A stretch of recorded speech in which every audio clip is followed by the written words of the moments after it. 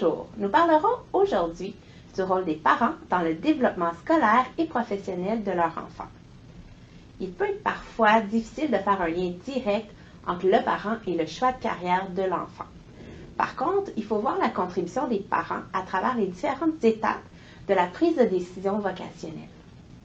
Lorsqu'on parle du développement scolaire et professionnel du jeune, il faut voir ça comme un processus ou une série de choix plutôt que comme un choix ponctuel et absolu. Ce processus va débuter à l'enfance avec l'exploration, où le jeune va aller chercher de l'information sur lui-même, sur le monde du travail, et au fil de sa recherche d'information, il va développer son identité vocationnelle. Ça, c'est l'habileté qu'il a à spécifier des buts relatifs à la carrière, des intérêts, des talents qu'il identifiera. Et ça va l'amener à la prise de décision quant à sa carrière, donc faire un choix de carrière et identifier les étapes de formation qui sont requises pour atteindre ce choix de carrière. Ce processus-là va normalement se terminer par l'insertion en emploi. Cette fin, dans plusieurs cas, est relative parce qu'on peut s'insérer, mais aussi vivre des changements. Alors, on peut être maintenu en emploi, mais on peut changer de carrière. Donc, c'est un processus qui est plus ou moins linéaire. Donc, au cours de cette présentation, nous examinerons le rôle du parent dans le développement scolaire et professionnel de son enfant. Et la contribution des parents, on va la regarder en fonction de leur capacité à soutenir les besoins psychologiques de leur enfant. Tout individu possède des besoins psychologiques fondamentaux dont la satisfaction est essentielle à son développement et à son fonctionnement optimal. Les recherches ont identifié 3 besoins psychologiques fondamentaux, soit les besoins d'autonomie, de compétence et d'appartenance sociale.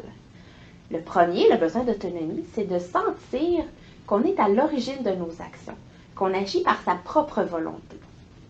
Le besoin de compétence, c'est le besoin de sentir que nos actions produisent des conséquences.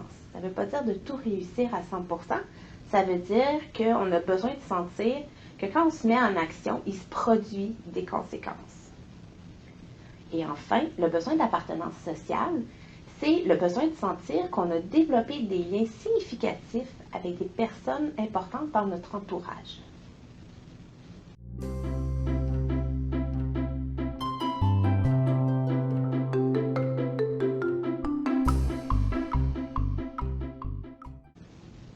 Les comportements et les paroles de notre enfant sont des bons indicateurs de la satisfaction ou de l'insatisfaction de leurs besoins psychologiques. Donc, un enfant qui choisit de s'impliquer dans des tâches à l'école aurait un besoin d'autonomie qui est satisfait.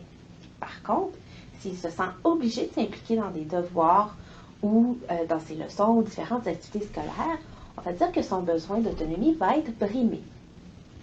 Pour ce qui est de la compétence, un enfant qui sent qu'il est capable d'effectuer ses tâches scolaires ou ses tâches de prise de décision vocationnelle, on va dire que son besoin est satisfait.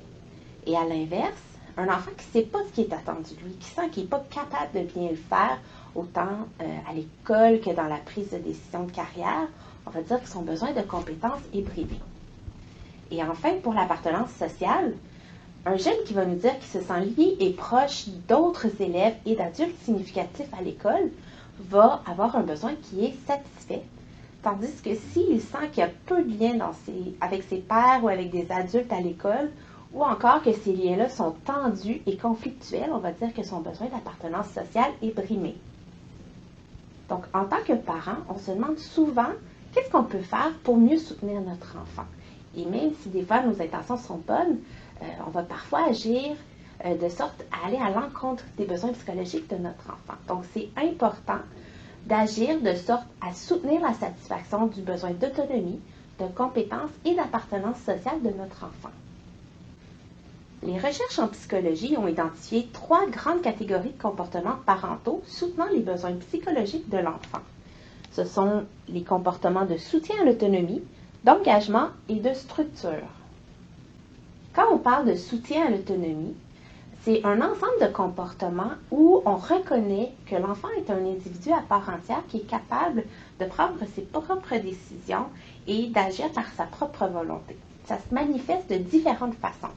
Par exemple, d'être empathique envers son enfant, Donc, essayer d'adopter son point de vue, de reconnaître comment il peut se sentir, de comprendre comment ça se passe pour lui.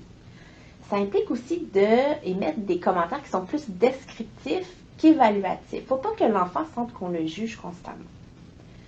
Ça implique aussi de mettre l'emphase sur des comportements plutôt que de blâmer l'enfant. Donc, d'y aller plus dans l'observation de ses comportements. Ça implique aussi d'expliquer les raisons qui sont sous-jacentes à nos demandes, d'expliquer pourquoi on demande à l'enfant de faire quelque chose. Et ça, c'est surtout dans le cas de quelque chose que ça ne lui tente pas de faire. Actuellement, on a plus à travailler lorsque c'est quelque chose qui n'est pas intéressant, par exemple, ou qui ne perçoit pas son utilité. Donc, prendre le temps d'expliquer à notre enfant pourquoi on lui demande de faire quelque chose, ça fait partie du soutien à l'autonomie. Et ça va être plus facile pour lui d'intérioriser la valeur de cette action-là. Et enfin, le soutien à l'autonomie, ça implique d'offrir à l'enfant d'avoir des responsabilités qui sont appropriées à son niveau développemental et à son niveau de compétence, et aussi de lui offrir des occasions de faire des choix ou de pouvoir choisir lorsque c'est possible de le faire. Ce qui est important de comprendre, c'est que des fois, on offre à l'enfant ce que j'appellerais des non-choix. Donc, ce n'est pas réellement des choix, et l'enfant, dans ce cas-ci, va très bien comprendre qu'on essaie de le contrôler. Donc, il faut que le choix soit significatif, qu'il soit réel. L'engagement, c'est le fait d'offrir à son enfant des ressources qui sont autant matérielles qu'émotionnelles. Donc, ça veut dire de mettre à sa disposition des ressources tangibles au-delà de ses besoins de base, mais surtout d'offrir des ressources qui sont émotionnelles. Donc, ça veut dire de démontrer de l'intérêt pour ce qui se passe dans sa vie, de lui consacrer du temps de façon réelle. Donc, parfois, avec nos horaires, on a moins de temps. Donc, même si on a moins de temps, si ce temps est réellement consacré à l'enfant, on n'est pas en train de faire autre chose en même temps, bien, ça va favoriser ses besoins psychologiques.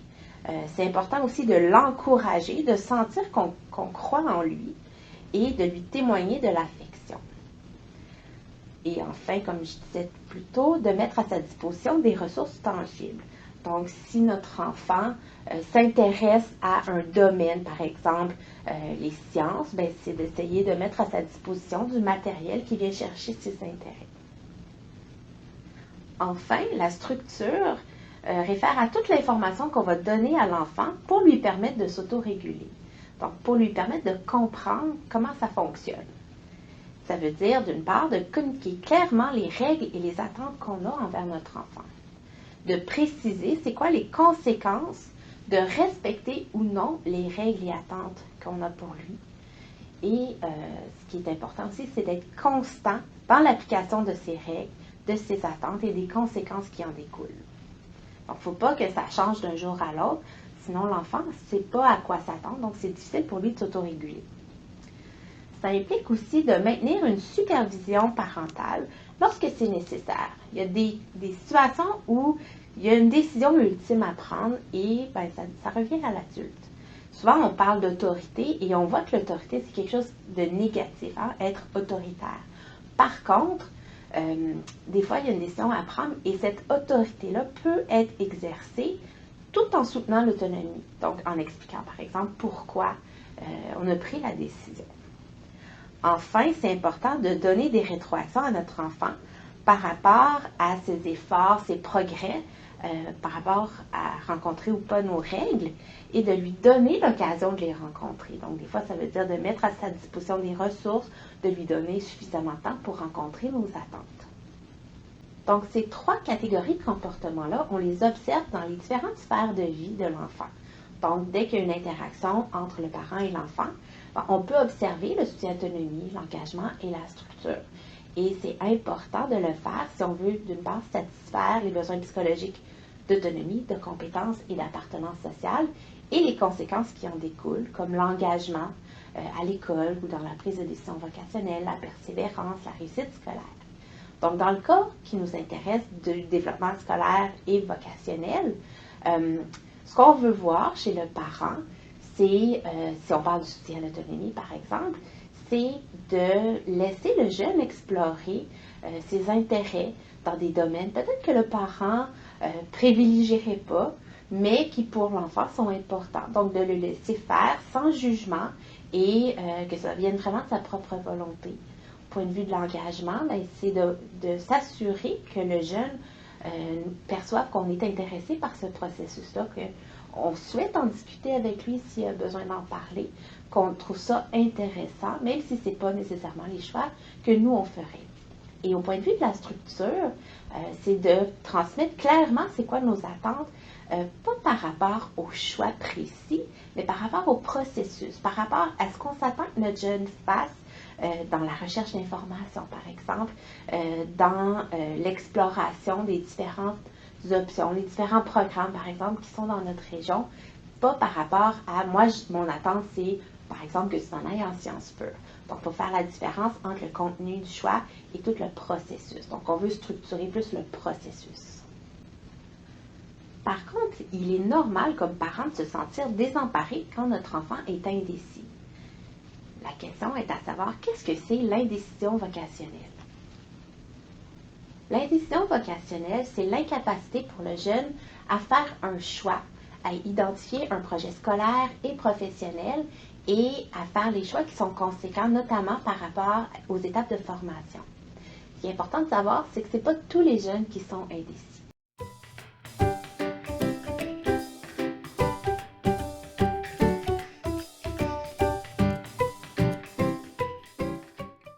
Oui, c'est tout à fait normal que votre jeune soit indécis. Ce qu'il faut savoir, c'est que les recherches ont montré 3 profils décisionnels chez les jeunes. Donc, on a à peu près la moitié des jeunes qui ne sont pas indécis, qui ont une idée où est-ce qu'ils s'en vont, mais ça ne veut pas dire que cette idée-là ne changera pas dans le temps. Parmi l'autre moitié, on a à peu près le quart qu'on va qualifier d'indécis développementaux. Donc, c'est les jeunes qui sont indécis au début du processus de prise de décision vocationnelle et qui vont graduellement venir à prendre une décision. Donc, ils seront décidés. L'autre quart, c'est des jeunes qu'on va appeler indécis chroniques. C'est des jeunes qui, peu importe ce qu'ils vont vivre comme expérience, qui vont demeurer indécis. Et ça, au fil de leur développement, ça va devenir quelque chose qui est chronique. Et malgré que ce soit normal d'être indécis, ce qu'il faut comme parent, c'est essayer de diminuer cette indécision-là en permettant à notre jeune d'explorer. Donc, on veut qu'il explore pour qu'il comprenne davantage le monde du travail, qu'il comprenne son environnement, c'est quoi qui est disponible, c'est quoi les options possibles, aussi qu'il vive des expériences variées pour qu'il apprenne à mieux se connaître. Hein, qu'est-ce que j'aime pas, qu'est-ce que je suis capable de faire, qu'est-ce que je trouve un peu trop difficile, que j'aimerais moins faire de ma vie. Donc, ces expériences-là sont importantes à vivre pour le jeune pour qu'il puisse apprendre à développer son identité professionnelle et ça va réduire son niveau d'indécision. Il faut faire attention aussi comme parents à ne pas transmettre nos propres inquiétudes. On veut le bien de notre enfant et parfois en mettant trop d'emphase sur ben là, sais-tu qu'est-ce que tu veux faire? Est-ce que tu veux aller vérifier telle ou telle option? Des fois, on va ajouter un stress et on va activer de l'anxiété chez notre jeune. Donc, ce qui est important, c'est d'offrir ces opportunités-là, de les soutenir quand elles viennent aussi de notre enfant et de s'assurer qu'on le laisse se développer à son rythme. Donc, il faut faire confiance au processus naturel de développement de l'enfant et au fil de ses expériences, ben, l'indécision va diminuer.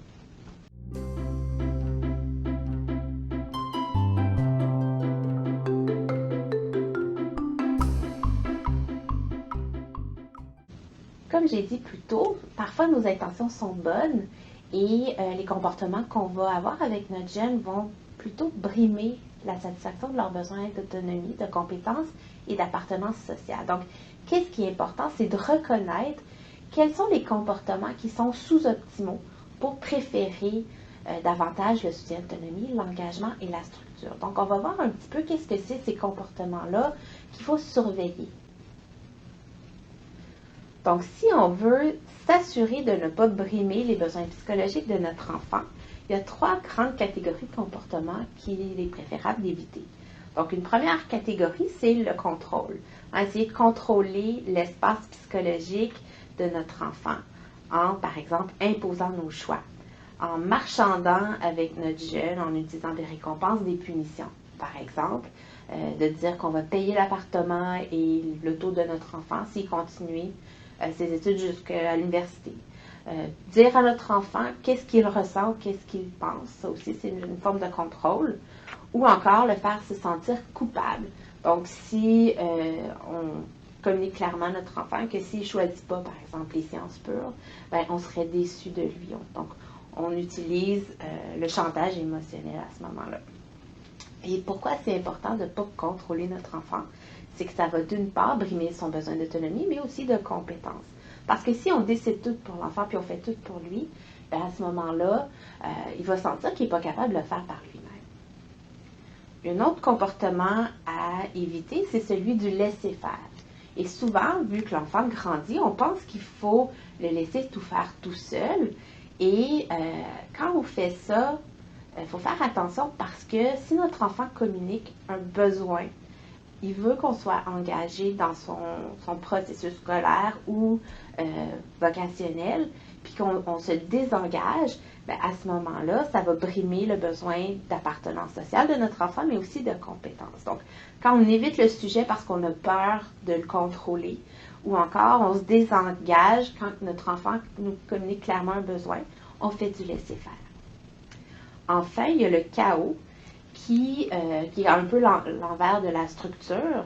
Et ça, c'est quand on est vague et qu'on n'est pas constant dans nos attentes et qu'on applique nos conséquences de façon variable. Donc, le jeune ne sait pas à quoi s'attendre, ça peut changer d'une fois à l'autre et c'est très difficile pour lui de s'autoréguler. Donc, ça va brimer son besoin de compétence et aussi d'autonomie. Donc, à la place, qu'est-ce qu'on veut privilégier? C'est des comportements qui vont soutenir les besoins psychologiques de notre enfant. Donc, écouter notre enfant quand il nous parle, même si ça ne nous intéresse pas tout le temps. Faire confiance à son jugement, hein, c'est un adulte en devenir. Aussi de prendre le temps de comprendre comment il peut se sentir, qu'est-ce qu'il peut vivre comme expérience, donc d'utiliser de l'empathie. C'est aussi d'être présent quand il a un besoin et de se sentir à l'aise de nous demander quand il a un besoin aussi. Ça, c'est important. Donc, il faut être disponible lorsqu'il formule ce besoin. Un autre élément important à prendre en compte, c'est de favoriser l'exploration de notre jeune pour qu'à travers ses expériences et les activités auxquelles il va participer, il puisse apprendre davantage sur lui-même et sur le monde du travail. Ça va être important pour développer son identité vocationnelle et éventuellement de prendre une décision par rapport à sa carrière.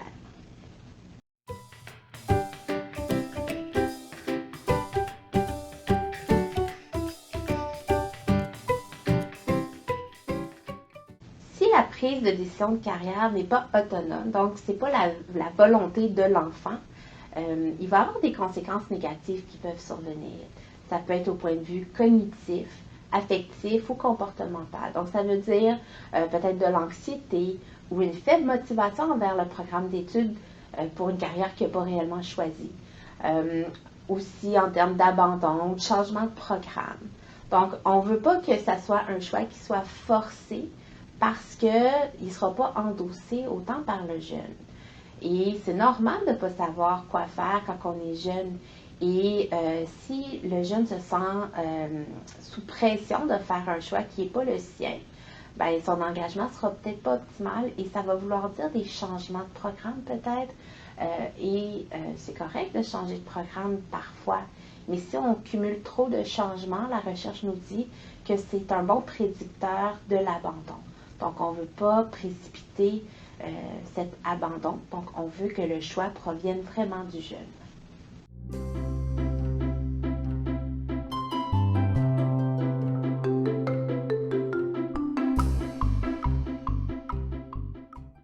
faut faire la distinction entre avoir de la facilité pour un sujet et aimer un sujet. Donc, c'est pas parce qu'on est bon dans une matière qu'on aime assez cette matière-là pour poursuivre dans ce domaine-là. Donc, des fois, des jeunes vont avoir beaucoup de facilité dans des matières, mais ne pas vraiment souhaiter poursuivre une carrière dans ce domaine. Donc, c'est important de discuter avec notre jeune de ses intérêts pour ces différentes matières pour lesquelles il a ou peut-être moins de facilité. Ce qu'on sait de la recherche, c'est que le choix de la personne va dépendre en grande partie de deux choses. Donc, est-ce que la personne se sent capable de le faire? Donc, ça, c'est la compétence. Donc, être bon dans quelque chose.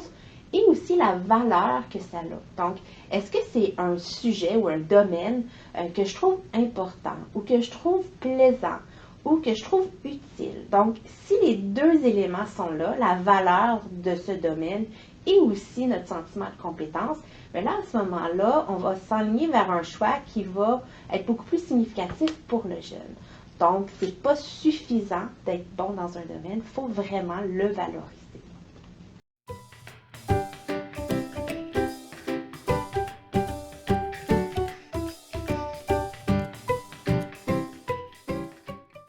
Il est préférable de le laisser explorer plutôt que de lui dire qu'il n'est pas bon dans un domaine. Quand on a un intérêt, on va s'investir et ça peut être suffisant pour développer des attitudes et des compétences qui vont être utiles dans ce domaine.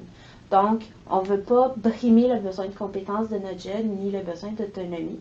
Donc, on va le laisser s'investir dans des activités qui vont lui permettre de mieux comprendre ce domaine, de mieux se comprendre lui, de mieux se connaître, qu'est-ce qu'il aime moins, et peut-être qu'il va finir par changer d'idée et s'en aller vers un domaine autre. Donc, on veut lui laisser cette opportunité. D'autre part, ce qu'on sait de la recherche, c'est que c'est en s'investissant dans une activité qu'on développe nos compétences. C'est pas vrai qu'on est bon ou pas bon dans les maths ou en français ou peu importe. Donc, il faut laisser aux jeunes des occasions pour développer ses compétences et plus il va s'investir dans quelque chose, meilleur il va le devenir. Donc, c'est pas parce que pour l'instant, il ne sent pas avoir de grandes aptitudes dans un domaine qu'il ne les développera pas par la suite au fil de son engagement ou de sa pratique. Donc, il faut le laisser aller vers ces activités-là.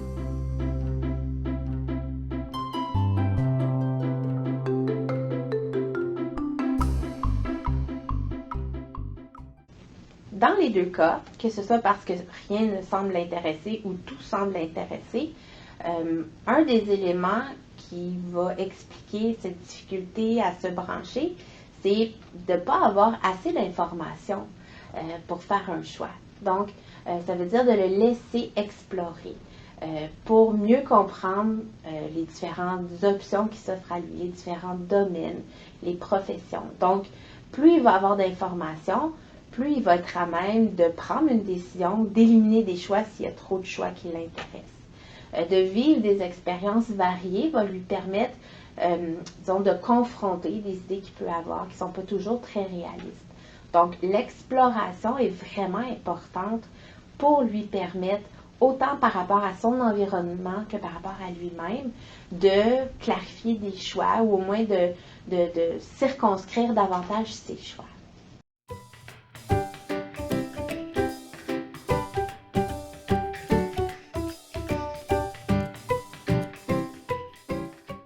Je le laisserai explorer parce que derrière l'intérêt qui semble communiquer, même si les perspectives d'emploi ne semblent pas si avantageuses, ce qu'on retrouve, c'est un jeune qui communique ses intérêts, sa volonté, ses aspirations. Donc, avec l'information qu'il a à un moment donné, il va communiquer ces choses-là, puis il faut l'écouter, il faut le laisser les exprimer.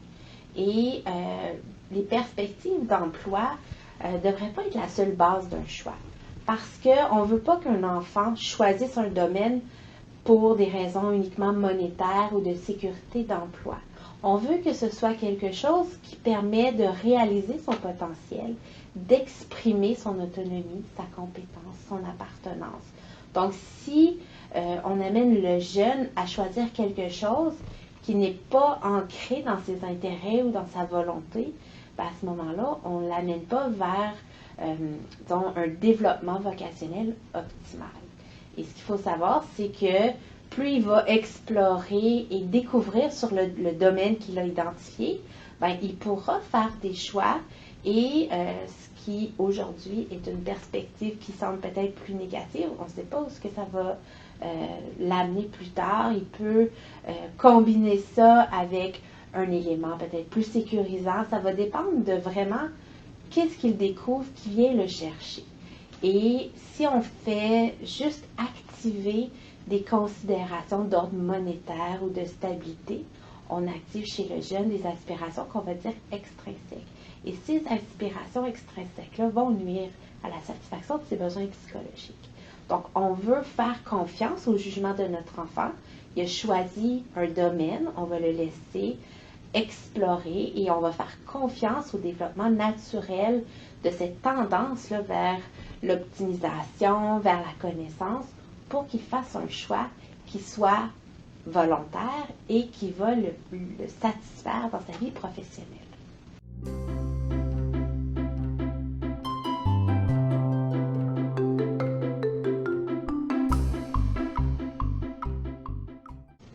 En poussant notre jeune à continuer ses études, il faut se questionner à savoir qu'est-ce qu'on veut accomplir. Si le jeune se sent obligé, contraint, donc on utilise des techniques de contrôle, on va aller à l'encontre de son besoin d'autonomie, possiblement de compétences. Et ce qu'on risque de faire, c'est précipiter un abandon parce que le jeune ne va pas s'investir de façon optimale. Peut-être qu'il ne réussira pas aussi bien qu'il pourrait si c'était un choix volontaire. On a avantage à essayer de comprendre pourquoi il ne souhaite pas continuer. Hein? Si on veut savoir pourquoi, ben, ça veut dire de discuter avec notre enfant, d'être alerte et ouvert par rapport à ce qu'il va nous dire. Dans le soutien à l'autonomie, cette empathie-là, ça veut dire d'accepter qu'il nous communique des émotions ou des pensées qui sont négatives, qui ne sont pas celles qu'on aimerait qu'il ait. Donc, il faut prendre sa perspective et essayer de voir pourquoi il ne veut pas continuer à aller à l'école. Et dans plusieurs cas, ces raisons-là peuvent être améliorées avec le temps. Est-ce que c'est parce qu'il ne sait pas quoi faire? Alors à ce moment-là, ben, on peut l'aider en explorant. On peut voir aussi ça de façon développementale. Peut-être que là, en ce moment, il ne souhaite pas poursuivre, il ne voit pas l'utilité de le faire, mais il n'est pas dit que dans un an, il ne retournerait pas aux études. Donc, il ne faut pas voir ça de façon absolue, mais il faut le soutenir pour qu'il puisse développer une motivation envers les études. En même temps, mais il y a des professions qui ne demandent pas d'aller à l'université, donc il peut être totalement heureux et satisfait professionnellement en allant vers un domaine qui ne demande pas des études postsecondaires. Donc, il faut se centrer sur ses intérêts, sur ses besoins et qu'est-ce qu'il exprime.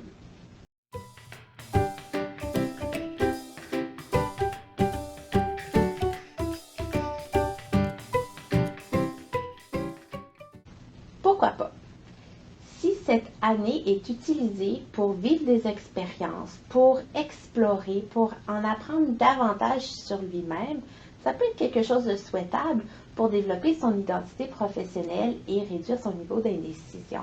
D'être capable par la suite de faire un choix de carrière et établir c'est quoi les étapes de formation qui vont s'ensuivre. Donc, si cette année sabbatique est consacrée principalement à faire la patate de sofa, ben à ce moment-là, ça ne sera pas souhaitable.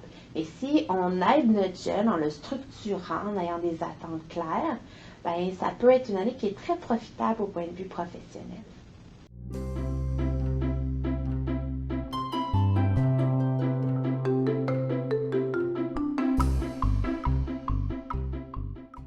Ce qu'il faut retenir, c'est que notre jeune a des besoins psychologiques fondamentaux. Dans nos interactions avec lui, on va satisfaire ses besoins si on est engagé, structurant et qu'on soutient son autonomie. Il faut voir le développement vocationnel comme étant quelque chose de continu. Et il faut faire confiance à notre jeune. C'est un individu à part entière qui, au fil de ses expériences et de son exploration, va avoir les outils pour prendre une décision. Donc, il faut être indulgent aussi envers nous-mêmes, parce que même si dans le passé, on a peut-être des fois été contrôlant ou peut-être pas engagé de façon optimale, ben, l'avenir nous appartient. On peut changer ces comportements-là dès aujourd'hui.